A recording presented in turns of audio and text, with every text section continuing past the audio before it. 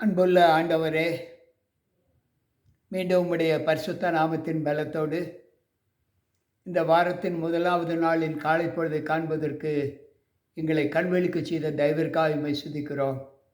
வந்திருக்கின்ற எங்கள் ஒவ்வொருவரோடும் உம்முடைய கிருபை இருந்து பாதுகாத்துக் கொள்ளும். மீட்பர் இயேசு கிறிஸ்துவின் நாமத்தில் ஜெபிக்கிறேன் நல்ல பிதாவே, ஆமென்.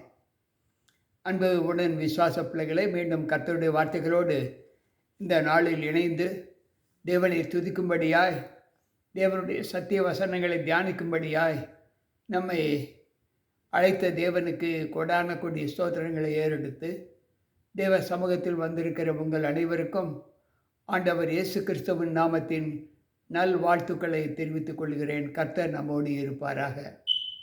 தொடர்ந்து இந்த நாளிலும் தேவ வார்த்தைகளை கர்த்தருடைய சமூகத்தில் நாம் தியானிப்போம்.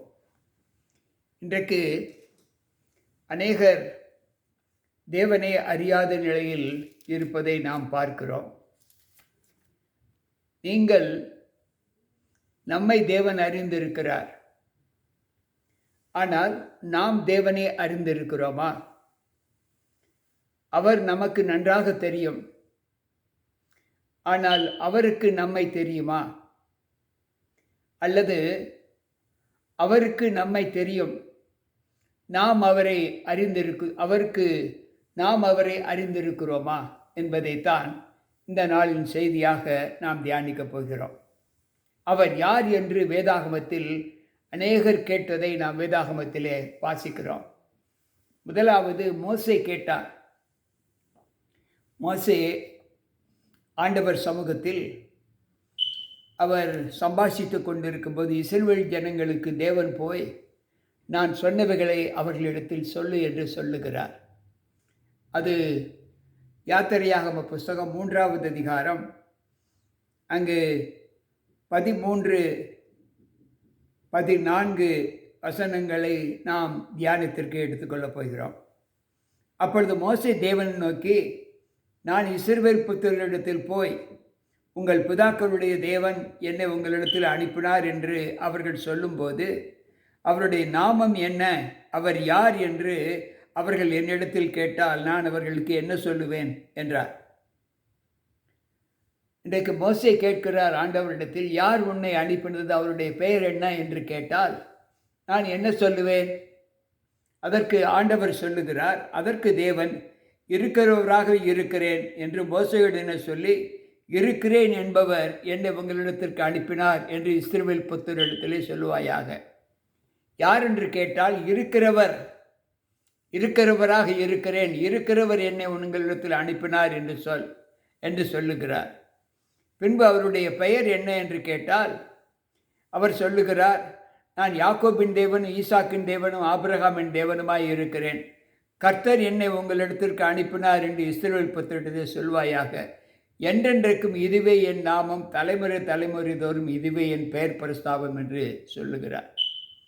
அன்பு பிள்ளைகளே, இன்றைக்கு ஆண்டவரை அறிந்திருக்கிற ஒரு குணங்கள் தேவ சமூகத்தில் ஆண்டவரை அறிந்த பிள்ளைகளுக்கு எப்படி இருக்கிறது என்பதை நாம் சற்று யோசிக்க வேண்டும். அவர் யார் என்று அநேக இடங்களில் கேள்வி கேட்கிறார். கேள்வி கேட்கக்கூடிய அனுபவத்தை வேதாகமத்திலே நாம் வாசிக்கலாம். ஆனால் ஆண்டவர் சொல்லுகிற வார்த்தை என்ன என்றால், அவர் யார் என்று கேட்கிறார். இரண்டாவது முறையாக வேதாகமத்தில் அங்கு யோவான் நற்செய்தி நூலிலே 8வது அதிகாரம் 25வது வசனத்தில் அவர் சொல்லுகிறார், அதற்கு அவர்கள், நீர் யார் என்றார்கள். இயேசு அவர்களை நோக்கி, நான் ஆதி முதலாய் உங்களுக்கு சொல்லியிருக்கிறவர் என்று சொல்லுகிறார். அவர் தேவாலயத்திலே உபதேசம் பண்ணி தர்மப்பட்டி இருக்கிற இடத்தில் இந்த வார்த்தைகளை சொல்லி முடித்த பின்பு அவர்கள் மறுபடியும் அவர்களை நோக்கி, ஆண்டவரை நோக்கி, நீர் யார், நீர் எங்கே போகிறீர் என்று கேட்கிறார். அப்பொழுது யூதர்கள் ஆண்டவருடைய சமூகத்தில் ஒரு கேள்வி கேட்கிறார்கள். ஆண்டவர் சொல்லுகிறார், நான் போகிற இடத்திற்கு உங்களால் வரக்கூடாது என்று சொல்லுகிறார். மறுபடியும் அவர் அவர்களை நோக்கி, நீங்கள் தாழ்விலிருந்து உண்டானவர்கள், நானும் உயர்விலிருந்து உண்டானவன் என்று சொல்லுகிறார். நீங்கள் உலகத்திலிருந்து உண்டானவர்கள், நான் உலகத்தில் இருந்து உண்டானவன் அல்ல என்று சொல்லுகிறார். ஆகையால் நீங்கள் உங்கள் பாவங்களில் சாவீர்கள் என்று உங்களுக்கு சொல்லுகிறேன். நானே அவர் என்று நீங்கள் விசுவாசியாவிட்டால் நீங்கள் உங்கள் பாவங்களில் சாவீர்கள் என்று யோவான் 8:23 24 வரை 25 வரை இந்த வசனங்களை வாசிக்கலாம். அன்பு பிள்ளைகளே, நானே அவர் என்று நீங்கள் விசுவாசிக்காவிட்டால் உங்கள் பாவங்களில் சாவீர்கள். அதற்கு இயேசு கிறிஸ்து சொல்லுகிறார், நானே அவர். நீங்கள் யாரை தேடினீர்களோ, நீங்கள் யாரை தேவன் என்று விசுவாசிக்கிறீர்களோ அவர் நான் தான் என்று ஆண்டவர் சொல்லுகிறார். அன்பு பிள்ளைகளே, அடுத்து மூன்றாவது ஒரு சம்பவத்தை நான் உங்களுக்கு சொல்ல ஆசைப்படுகிறேன். அப்போஸ்தலர் நடவடிக்கைகளின் புஸ்தகம் 9வது அதிகாரம். அங்கு தமஸ்கு பட்டணத்திலே தேவ பிள்ளைகள், அங்கு ஆண்டவரோடு சவுலும் அங்கு அவருடைய சீசர்களும் அவரோடு கூட இருந்தார்கள். அப்பொழுது அவன் தமஸ்கு பட்டணத்திற்கு போகும்போது ஆண்டவர் அவனுக்கு ஒரு பெரிய வெளிச்சத்தை காண்பித்து அவனுடைய கண்கள் இருளடைய செய்கிறார். அந்த வெளிச்சத்தை பார்த்த மாத்திரத்தில் அவன் கீழே விழுகிறான். கீழே விழுந்த மாத்திரத்தில் அவன் கேட்கிறார், ஆண்டவரே நீர் யார்? ஆண்டவரே என்று சொல்லு, ஆண்டவரே நீர் யார்? இந்த 3 விதமான கேள்விகள். ஒன்று, மோசே ஆண்டவரை பார்த்து உன்னுடைய நாமம் என்ன என்று அவர்கள் கேட்டால் நான் என்ன சொல்வது? அங்கு யூதர்கள் ஆண்டவரை பார்த்து நீர் யார் என்று கேட்கிறார்கள். அதற்கு ஆண்டவர் சொல்லுகிறார், நீ ஆதி முதல் நீங்கள் கேள்விப்பட்டிருக்க ஒரு நான் தான் என்று சொல்லுகிறார்.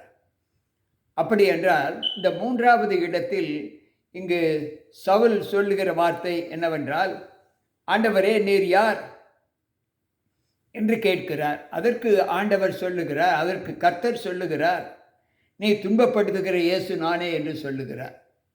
அப்படி என்றால் இந்த 3 சம்பவங்களிலுமே கேள்வி கேட்டவர்கள் ஆண்டவரை அறிந்தவர்கள், சவுலை தவிர. மோசையும் அறிந்தால் அங்குள்ள யூதர்களும் அறிந்தார்கள்.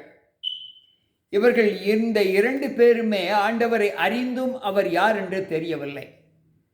அதைத்தான் ஆண்டவர் சொல்லுகிறார், ஆண்டவர் உங்களை அறிகிறார், நீங்கள் ஆண்டவரை அறிகிறீர்களா என்ற ஒரு கேள்விக்கு அங்கு நாம் விடை அளிக்க வேண்டும். இன்றைக்கும் எனக்கு அன்பான தேவ பிள்ளைகளே, கேட்டுக்கொண்டிருக்கிற நம்மிலே நாம் ஆண்டவரை எந்த அளவு அறிந்திருக்கிறோம்?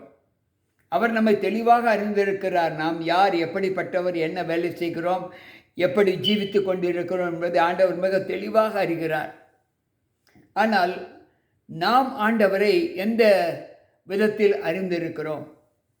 நாம் ஆண்டவரை அறிந்த விதம் என்ன என்பதை இந்த 3 சம்பவங்களுக்குள்ளே நாம் அறிய முடிகிறது.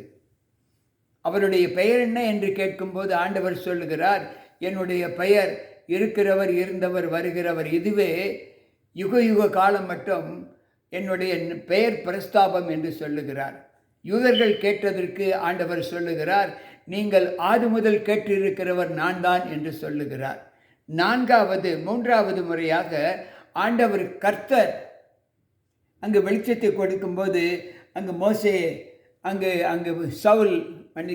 சவுல் சொல்லுகிறார், ஆண்டவரே நீர் யார்? ஆண்டவர் சொல்லுகிறார், நீ துன்பப்படுத்துகிற கிறிஸ்து நானே என்று சொல்லுகிறார். அன்பு பிள்ளைகளே, சற்று யோசிப்போம். அடுத்த ஒரு சம்பவம், பெதாசா குளத்திலே ஆண்டவர் தண்ணீர் மொள்ள அந்த சமாரிய ஸ்திரீயிடத்தில் கேட்டபோது அவர் யார் என்று அந்த சமாரிய ஸ்திரீ கேட்கிறார். அதற்கு நீர் யார் என்று சொல்லுகிறார். எனக்கு மேசியா என்பவரை தெரியும். அதற்கு அந்த நீர் யார் என்று அவளிடத்தில் கேட்கிறார். அதற்கு இயேசு, உன்னுடனே பேசுகிற அந்த மேசியாவாகிய கிறிஸ்து நான் தான் என்று சொல்லுகிறார். யோவான் 4வது அதிகாரத்திலே 24, 25, 26வது வசனத்தை நாம் வாசித்து பார்த்தால் அதற்கு ஆண்டவர் சொல்லுகிற பதில் நமக்கு கிடைக்கும்.